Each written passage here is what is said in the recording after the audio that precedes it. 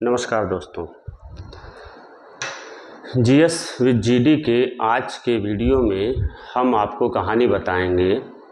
एक संक्षिप्त इतिहास 750 ईस्वी से लेके 1200 ईस्वी के बीच का। बहुत संक्षेप में आज की वीडियो में हम चर्चा करेंगे। विस्तार से चर्चा इसकी अगले वीडियो में हम आपसे करने वाले हैं। जब गुप्त वंश समाप्त होने लगा, गुप्त वंश कमजोर पड़ा और उस समय सत्ता का एक नया केंद्र उभर रहा था, कन्नौज। कन्नौज पर आधिपत्य को लेकर के एक त्रिपक्षीय संघर्ष हुआ।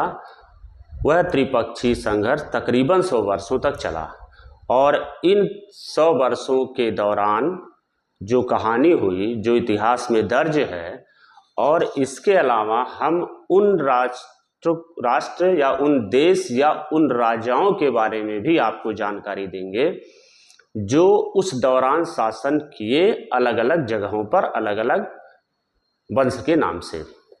तो 750 से 1200 बीच के का जो इतिहास है, इस इतिहास को हम ये कह सकते हैं कि इस वर्ष इतने वर्षों के दौरान अनेक राजाओं का उत्थान हुआ और अनेक राजाओं का पतन हुआ।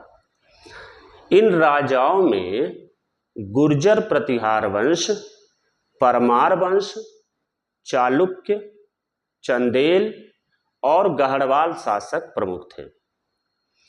इन राजपूत शासन कालों को जो अलग अलग स्थानों पर शासन कर रहे थे, इन राजपूत राजाओं के शासन काल को 750 से लेके 1200 के बीच में राजपूत काल के नाम से जाना जाता है इतिहास में। तो गुप्त साम्राज्य के पतन के बाद पाटलिपुत्र का जो स्थान था, जो पाटलिपुत्र राजधानी थी, उसका स्थान ले लिया कन्नौज ने। और कन्नौज जो है वह हर्षवर्धन के समय से ही अपने चरम पर पहुंचा था। कन्नौज के बारे में आप ये जानते होंगे कि कन्नौज को इत्र की नगरी कहा जाता है। कन्नौज में इत्र सबसे ज़्यादा होता है। जब हर्ष की मृत्यु हुई तब कन्नौज पर आधिपत्य को लेकर के एक त्रिपक्षीय संघर्ष हुआ। 3 पक्ष के लोग कन्नौज पर आधिपत्य को लेकर के आमने सामने आ गए। इन त्रिपक्षीय संघर्षों की शुरुआत गुर्जर प्रतिहार नरेश वत्सराज ने की थी। वत्सराज, जिनका शासनकाल 708 से लेकर के वत्सराज 780 से लेके 805 ईस्वी तक का शासनकाल उनका था। और उन्होंने गुर्जर प्रतिहार वंश के वत्सराज ने कन्नौज के शासक इंद्रायुध को पराजित कर दिया। संघर्ष के पहले चरण में, ये जो संघर्ष चल रहा था, उस संघर्ष के पहले चरण में प्रतिहार नरेश वत्सराज और पाल नरेश धर्मपाल तथा राष्ट्रकूटों की तरफ से ध्रुव में संघर्ष हुआ। यानी गुर्जर प्रतिहार, पाल और राष्ट्रकूटों में संघर्ष हुआ। गुर्जर प्रतिहार की तरफ से वत्सराज, पाल वंश की ओर से धर्मपाल और राष्ट्रकूटों की तरफ से ध्रुव के बीच ये संघर्ष हुआ और अंतिम रूप से सफलता इसमें ध्रुव को मिली। छिटपुट संघर्ष इन लोगों के बीच में हमेशा चलता रहा, परंतु जो अंतिम सफलता जो त्रिपक्षीय संघर्ष की मिली, वह मिली गुर्जर प्रतिहारों को। और गुर्जर प्रतिहारों को जो सफलता मिली, उस गुर्जर प्रतिहार वंश की सफलता में उस समय राजा थे राजा भोज। राजा भोज ने कन्नौज को अपनी राजधानी बनाया। ध्रुव जो था राष्ट्रकूट वंश का, वो पहला शासक था जिसने उत्तर भारत पर आक्रमण किया था। इससे पहले किसी ने उत्तर भारत पर आक्रमण नहीं किया था। कन्नौज पर आधिपत्य को लेकर के यह संघर्ष लगभग 100 वर्षों तक चला और इन 100 वर्षों में गुर्जर प्रतिहारों की तरफ से वत्सराज, नागभट्ट द्वितीय, रामभद्र, मिहिर भोज और महेंद्रपाल ने युद्ध किया, जबकि राष्ट्रकूटों की तरफ से ध्रुव, गोविंद तृतीय, अमोघ वर्ष और कृष्ण द्वितीय ने संघर्ष किया। और पाल वंश की तरफ से यहाँ पर धर्मपाल, देवपाल, विग्रहपाल और नारायण पालों ने संघर्ष किया। ये जो 750 से लेके 1200 के बीच का इतिहास है, तकरीबन 450-500 वर्ष का इतिहास, यह इतिहास संघर्षों का इतिहास रहा है। भारत में बहुत ही उथल पुथल मची हुई थी, अलग अलग जगह पे अलग अलग राजा शासन करते थे, और इस दौरान भारत पर अरबों ने भी आक्रमण किया।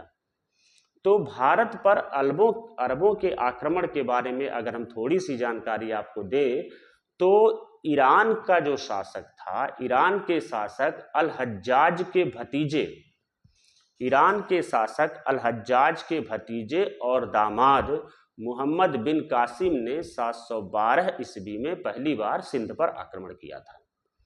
वह वर्ष था 712।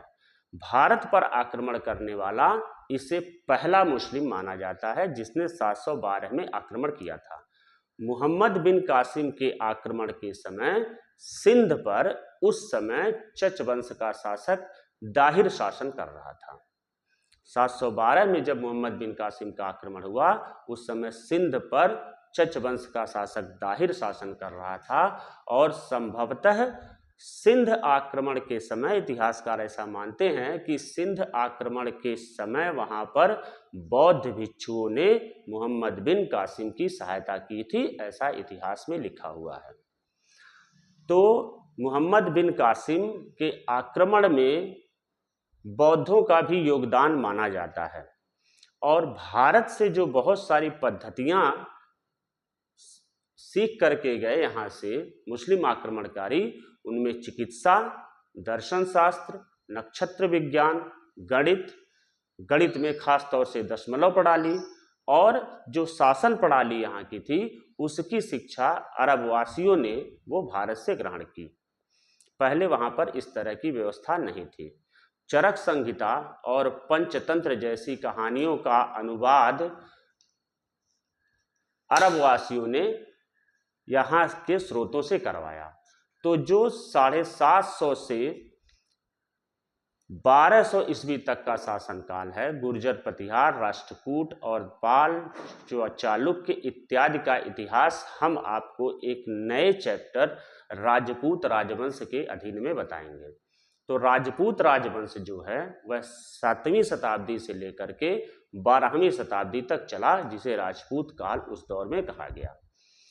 चंदबर दाई की एक रचना है पृथ्वीराज रासो। पृथ्वीराज रासो में ये लिखा हुआ है कि राजपूतों की उत्पत्ति अग्निकुंड से हुई थी, यानी राजपूत जो उत्पन्न हुए थे वो अग्निकुंड से उत्पन्न हुए थे, ऐसा चंदबर दाई की कृति पृथ्वीराज रासो में लिखा है। और पृथ्वीराज रासो में यह भी कहा गया है कि जब पृथ्वी पर राक्षसों का आतंक बढ़ जाता है, तो उस दौर में जब पृथ्वी पर राक्षसों का आतंक बढ़ गया था, तो महर्षि वशिष्ठ ने एक यज्ञ किया था, और इस यज्ञ के कुंड से प्रतिहार, परमार, चौहान और चालुक्यों की उत्पत्ति हुई। यानी कि जब उस दौर में पृथ्वी पर राक्षसों का आतंक बढ़ा, तो वशिष्ठ के यज्ञ के कारण इस देश में राजपूत राजवंश का उदय होता है। तो राजपूत राजवंश के बारे में हम बहुत थोड़ी सी जानकारी अभी आपको केवल प्लेटफार्म के रूप में दे रहे हैं। पूरी कहानी हम आपको अगले वीडियो से बताएंगे, जिसमें हम अलग अलग राजवंश की चर्चा करेंगे। तब तक के लिए नमस्कार।